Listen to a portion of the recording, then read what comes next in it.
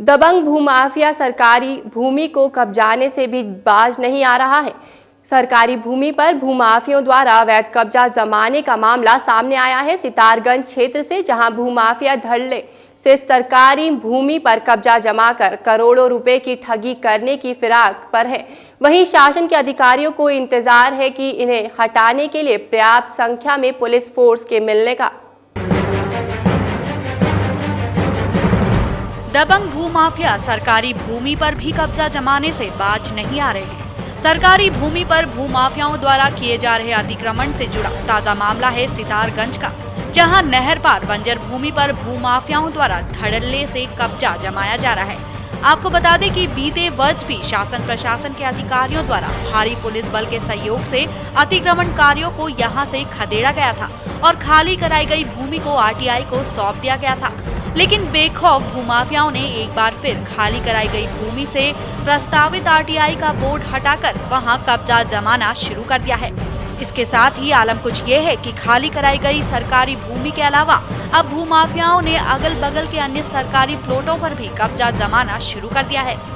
इस विषय में जब हमने उप जिलाधिकारी सितारगंज बीएस फोनिया से बात की तो उनका कहना था कि भूमि खाली कराने के लिए आला अधिकारियों को अवगत कराया गया है और सरकारी भूमि खाली कराने के लिए पर्याप्त पुलिस फोर्स की मांग भी की गई है, जिससे कि जल्द भूमाफियाओं को वहां से खदेड़ा जा सके। नहीं, ऐसी बात नहीं है।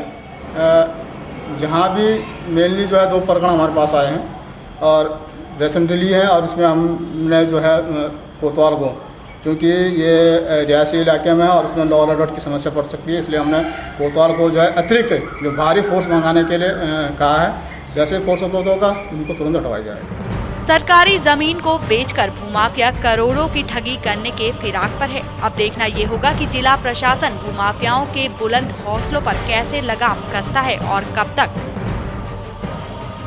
सौभाग्य मिथिला डेस्क से प्रगति पचौली और इंदु कपूर की रिपोर्ट। आपदा प्रभावितों को आपदा राहत के लिए मुआवजा दिए जाने के शासन प्रशासन के दावे धरातल पर खोखले ही दिखाई दे रहे हैं। टिहरी जिले के भिलौंदीपुर गांव से लगे कई गांव की तो आपदा ने इन गांवों को काफी नुकसान पहुंचाया था, जिसके बाद से यहां के ग्रामीण शासन प्रशासन से मुआवजे की आस लगाए बैठे हैं, लेकिन अब तक भी उन्हें मुआवजे के नाम पर कुछ नहीं मिल पाया है।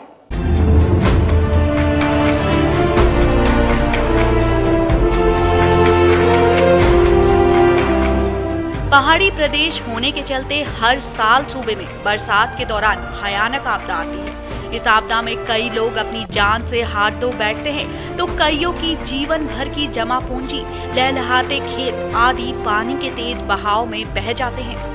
ऐसे में अपना सब कुछ लुटा चुकी प्रदेश की जनता मदद के लिए किसी की ओर देखती है तो वो है प्रदेश सरकार और अपने जनप्रतिनिधियों की ओर। लेकिन शायद आपको ये बात जानकर हैरानी होगी कि जरूरत के समय प्रदेश के ग्रामीण क्षेत्र में रह रहे आपदा प्रभावितों की मदद के लिए कोई कदम आगे नहीं बढ़ाए गए।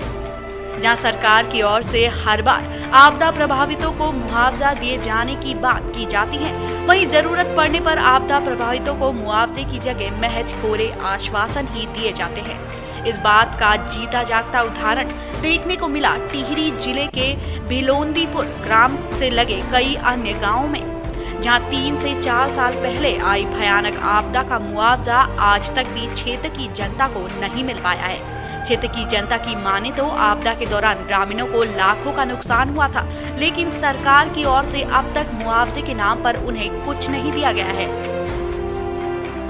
नहीं, कुछ नहीं मिला सर। अभी तक 4-5 साल हो गए सर। अब करीब 2 दर्जन परिवार इनकी खेती बह गई और इनको अभी तक कोई मुआवजा नहीं मिला है। कहा साहब किसी ने सुनी नहीं, बोला एक बार कुछ नहीं, थोड़ा बहुत अनुदान टाइम में मिलेगा, तो ये कुछ नहीं हुआ। अभी नुकसान तो खेती का नुकसान तो सभी लोगों को हुआ। करीब परिवार का नुकसान हुआ?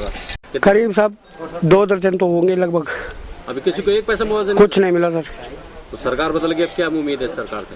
अब क्या बताए साहब, क्या बोलते हैं, कभी बोलते हैं कि पैसा आ रखा है पीडब्ल्यूडी ऑफिस में, वो बांट नहीं रहे, कभी बोलते हैं कुछ नहीं। वहीं ग्रामीणों का कहना है कि जहां आपदा का मुआवजा तो उन्हें अब तक नहीं दिया गया है, वहीं आपदा के दौरान ग्रामीणों के विस्थापन का भी आश्वासन सरकार द्वारा दिया गया था, जिसको लेकर भी अब तक कोई पहल नहीं की गई है। ऐसे में प्रदेश की नई सरकार में उन्हें उम्मीद की किरण नजर आ रही है। उन्हें उम्मीद है कि प्रदेश के नए मुख्यमंत्री विजय बहुगुणा उनकी मदद के लिए जरूर हाथ आगे बढ़ाएंगे।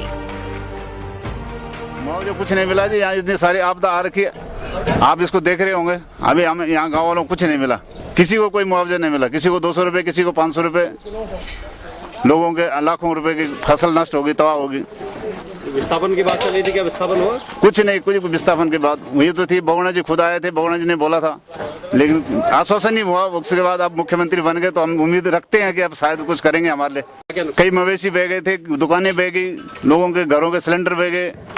जब आज भी पूरा उजड़ा हुआ है तो कोई सुध लेने वाला आज भी नहीं है। कोई आज भी सुध लेने वाला नहीं है, लेकिन अब मुख्यमंत्री जी हैं, बहुगुणा जी आ गए हैं तो शायद उम्मीद है, हमें उम्मीद की किरण है कि शायद कुछ बहुगुणा जी कुछ हमारे लिए करें। ये दास्तान प्रदेश के एक जिले के गांव की नहीं है, बल्कि प्रदेश में कई ऐसे गांव हैं जहां के ग्रामीण आज भी सरकार से आपदा राहत के लिए मुआवजे की गुहार लगा रहे हैं, लेकिन सरकार से उन्हें केवल झूठे आश्वासन ही मिल रहे हैं। ऐसे में अब देखने वाली बात ये होगी कि प्रदेश की बहुगुणा सरकार प्रदेश के आपदा प्रभावितों को उनका हक दिला पाती है या नहीं। सौभाग्य मिथिला डेस्क से प्रगति पचोली की रिपोर्ट। फिलहाल विशेष में वक्त हो चला एक ब्रेक का। ब्रेक के बाद आपको दिखाएंगे प्रदेश से जुड़े कुछ और मुद्दे।